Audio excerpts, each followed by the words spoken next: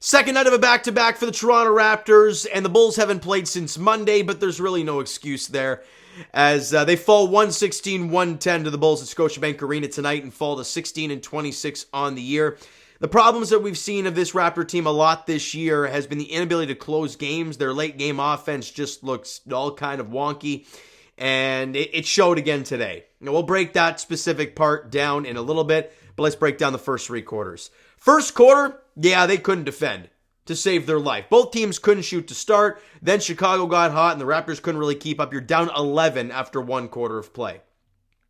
Second quarter, Raptors come up with a flurry, and at one point they were down 14. But they did a great job in the second quarter, bringing the deficit down. Chicago builds it back up just a little bit, but the Raptors do win the second quarter by 6, 31-25.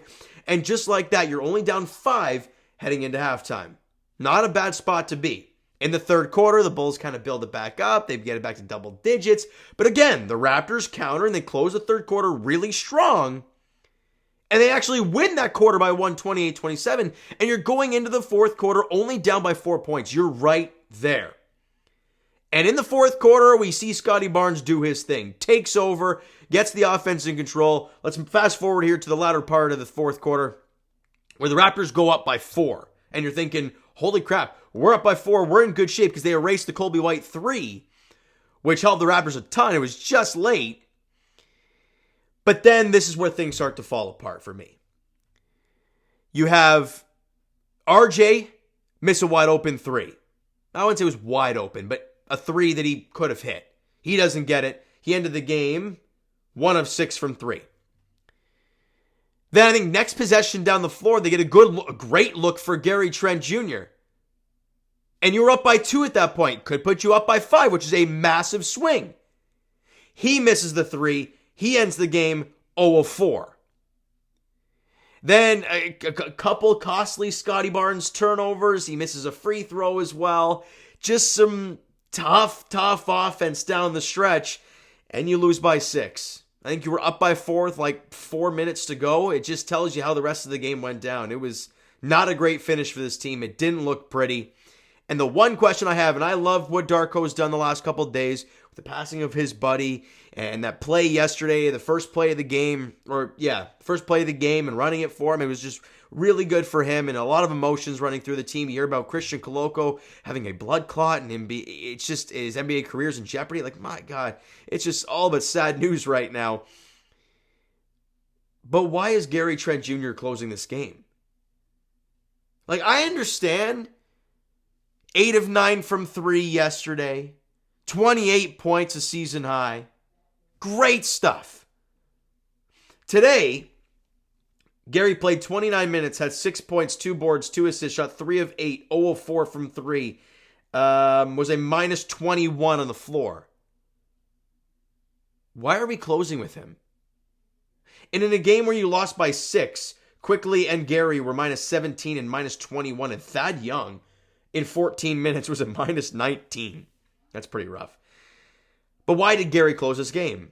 And what I mean by that is because they closed it with, was it Gary, Dennis, RJ, Scotty, Quickly? No, sorry. RJ didn't close the game. He came off the floor, so they brought in Bruce Brown. Either way, you got no size at all. So they just pounded the ball into the paint late in the game after Caruso hit a big corner 3 at the end of a shot clock. Or was it the end of the shot clock? Either way, he had a big corner 3. Why was Jonte Porter not out there? Unless he's hurt somehow. 19 minutes, 10 points. Let me see if it's actually, no injury. 10 points, 4 rebounds, 4 assists, 3 of 6 shooting, 2 of 2 from the line, was 2 of 5 from 3, 1 steal, 2 blocks in the game, 1 turnover, only had 2 fouls, and was a +7. I really don't understand as to why you're not closing the game with him over a Gary Trent Jr., who wasn't feeling it tonight. That's a big question that I have. But it's all in hindsight. You can't look back at it now, right? But we got to rip through the player stats.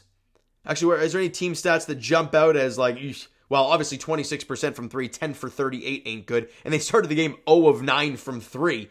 Considering how they shot yesterday, it's been a roller coaster, right? They go the 4 for 32, and they have the, 20 for 38 yesterday. And then they start the game 0 of 9 today. Like, what are we doing? It's all over the place. Albeit it just shows you that this team is not all that good. Or not all that consistent. And that's really equals not all that good. But they also shot horrific. 6 for 24, 25%. Albeit a big corner 3 by Caruso late in the game. That's what the Raptors did not get.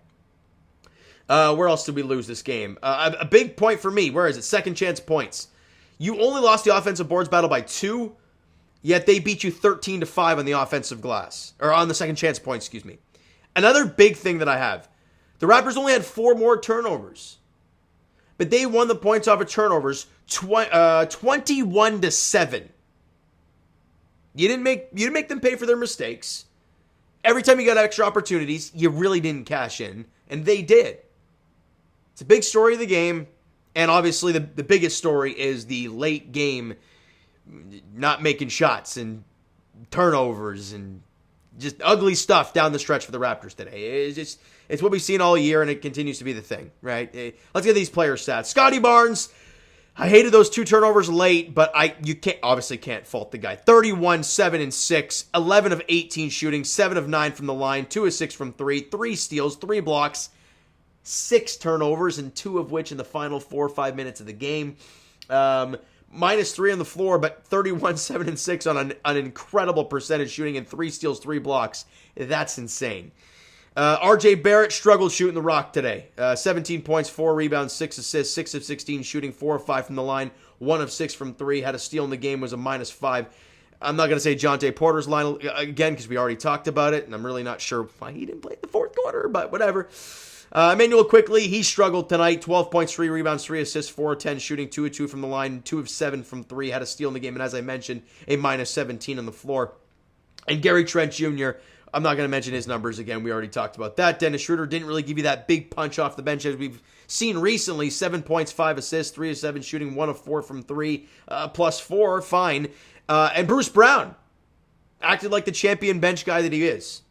15 points, 7 rebounds, 1 assist in 24 minutes, 7 of 10 shooting, 1 of 3 from 3. Had a steal in the game, +11. Great stuff. Chris Boucher, lots of energy from him today in 17 minutes. 6 points, 9 rebounds, 2 assists, 2 of 4 shooting, 1 of 2 from the free throw line, 1 of 3 from 3, +13 while he was out there on the floor. A lot of that's in that second quarter when they really made that comeback.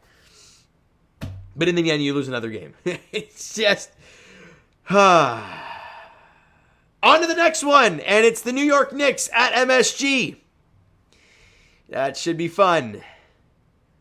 Knicks fans, look, you're going to see Quickly and RJ Barrett again. You're going to be all smiles, and OG's going to be great, and the Raptors are probably not going to win that game. So we'll see how it goes, though. 7:30 tip-off on Saturday night as the Raptors are in New York at MSG taking on the Knicks. It's gonna be an emotional basketball game for a few teams. Got to see former players on both sides, and for fan bases who have loved those players and also liked the trades. So it's kind of a weird time right now, but got to enjoy that basketball game on Saturday. And as for actually, you know what? That's going to do it for this one. If you enjoyed the video and not the last 3 minutes of this game, hit that like button. I do appreciate it. Hit that subscribe button. You guys not already. Comment down below. Thoughts on the video. Thoughts on the game. What'd you like? What'd you not like from today's game for the Toronto Raptors? Twitter, Discord, Instagram, TikTok. All that stuff is down below. So follow up there if you've not done so already. And I will talk to you guys. Of course, I'll be here Leafs edition a little bit later on here as they are down 2-1 to the Flames right now. Hey, maybe you can't blow a lead if you don't have a lead. So they're losing right now, so they can't blow one. We'll see what happens in that game. It's the second period in Calgary against the Flames. And as for the Raptors, as we mentioned, their next game is in New York at MSG, 7:30 tip-off on Saturday night. Looking to put up a good fight. All right, so thank you so much for listening and watching. I hope you enjoyed the video and parts of this game. And Scotty Barnes. We'll talk to you guys then.